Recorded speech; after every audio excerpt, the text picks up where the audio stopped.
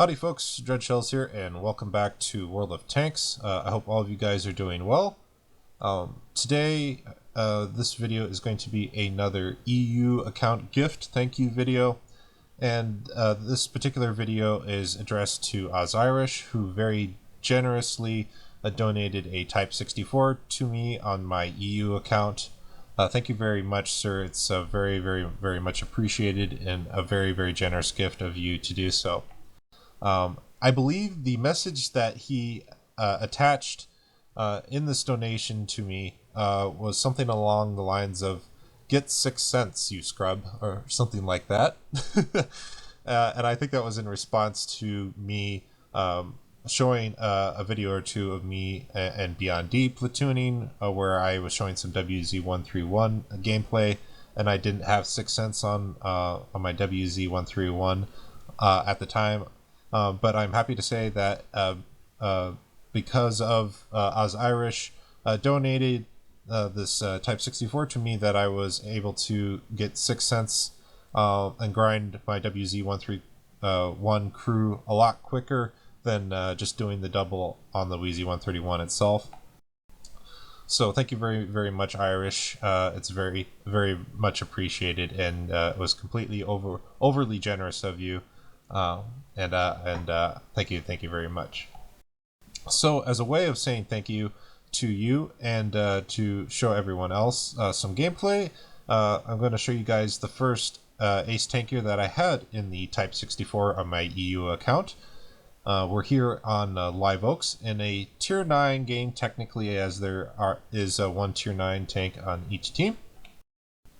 But it's mostly a tier 8 game, so let's just get started.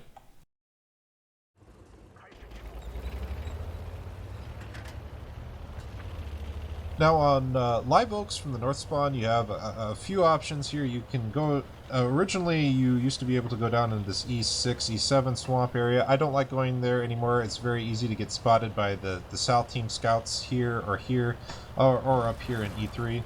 I much prefer this active roll scout here to see if anyone's moving along the inside line early, which this T-44 is.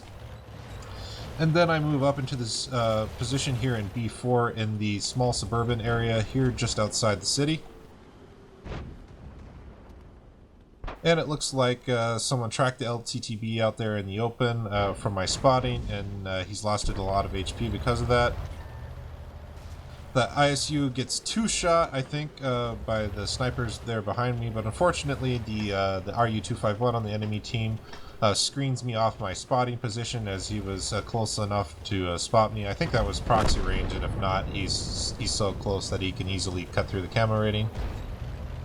Once again, RU kind of spoiling my my spotting here, but I'm just trying to stay safe behind these houses here from the sniper fire there from the E1, E2, E3 area. I love using this bush right here. It's really good for giving early vision on what the enemy team are doing as they're moving into the city. Taking a couple speculative shots in on the RU to make him back off. Probably a misplay there. Could have just held my fire and waited for a better opportunity later on. But as you can see here, we have a ton of snipers back here in C7 and C8, so I want to try and respot the T-44, and I end up actually spotting the RU-251. And I am spotting him as he's making a run here into the our side of the swamp underneath all our sniper gun line. I'm not sure why he's doing that, because it doesn't seem like he has a lot of sniper fire to support him. Have to adjust my aim there a bit, as he was slightly behind a ridge line. Going for a tracking shot here, and we finally get it after the third shot, I think. RU repairs his track, but it's too late. He's taking way too much damage as he's overextended and overexposed himself, and he gets completely wrecked by the 4 or 5 tanks, plus myself sitting back here, and he was sitting in a crossfire. Leaving the T-44 alone for the moment, of course, because he's in all likelihood was going to die, and of course he does there, sitting in front of all the guns on my team, and him being on very low health. Looking for a shot on the T-44, but unfortunately the larva is blocking my line of fire. So I decide to move over here to help kill the IS-3 and the T-150 here in the city. IS-3 on our team takes out the enemy IS-3 as he was a one-shot. Now, technically, the IS-3 on my team doesn't really need my help in killing the T-150, but, you know, I'm just trying to expedite it and make it go faster. Get over to the side of the T-150 and able to put one shot into him before he dies. And now it's almost in cleanup mode. The T-44 on the enemy team is now a one-shot for everyone on my team, but basically me. He's able to, unfortunately, kill our Lerva as our Lerva overextended around the house, and he was only on 9 health, I think. Now I'm trying to put some side pressure on the Borsig and the T-44-100 here to help protect my teammates as the Egg Tiger and the IS-3 are advancing. Get one shot into the Borsig. Unfortunately, my second shot misses. Not sure why the Borsig didn't pull the trigger there, but he didn't, and he didn't pull the trigger there either. So I don't know if I took out his gun or what happened there. Took out his loader, and he was reloading, so his reload was extended. I'm not sure what happened there, but should have been shot by the Borsig at least once there, but fortunately was not. Now moving into an overall flanking position here on the map, coming up behind the enemy. Unfortunately not able to do any damage to the T-69, but we have a nice full health IS-3 here to work on. I preloaded some premium rounds here as I don't want to be trolled by IS-3 side armor. Even IS-3, when he's completely 90 degrees to me, has I have a likelihood of bouncing.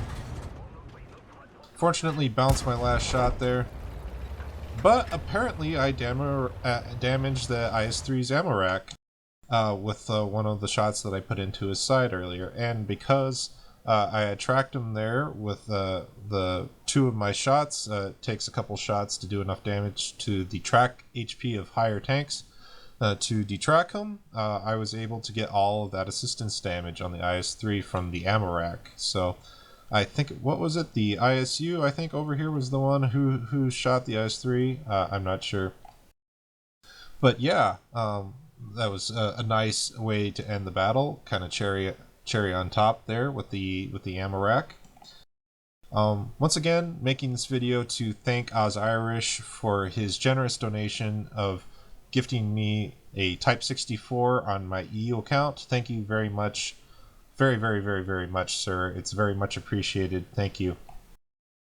I hope you guys enjoyed watching this video and this quick battle on Live Oaks and showing how to get some early vision on enemy movement here as they move from their south spawn into the city in this B4 area.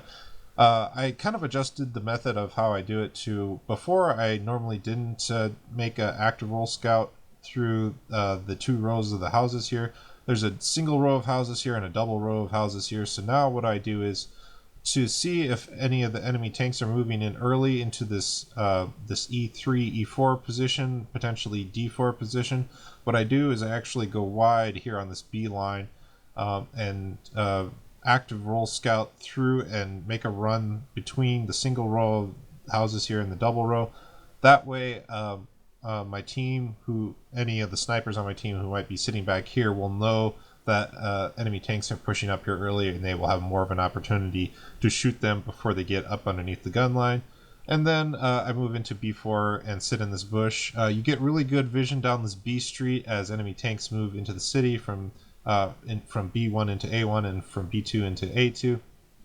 And you can spot the C1, D1, E1, and this entire area here. So basically you can spot the entire enemy team dispersion from this location here, so your team have a really good idea of how they can engage this or can't. Maybe they need to be conservative and let the other side, the other flank, push due to an advantage. But yeah, that's how you can, that's a really, really good option for you guys from the North Spawn on Live Oaks. Hope you guys enjoyed watching this video. Best of luck out there, and happy hunting.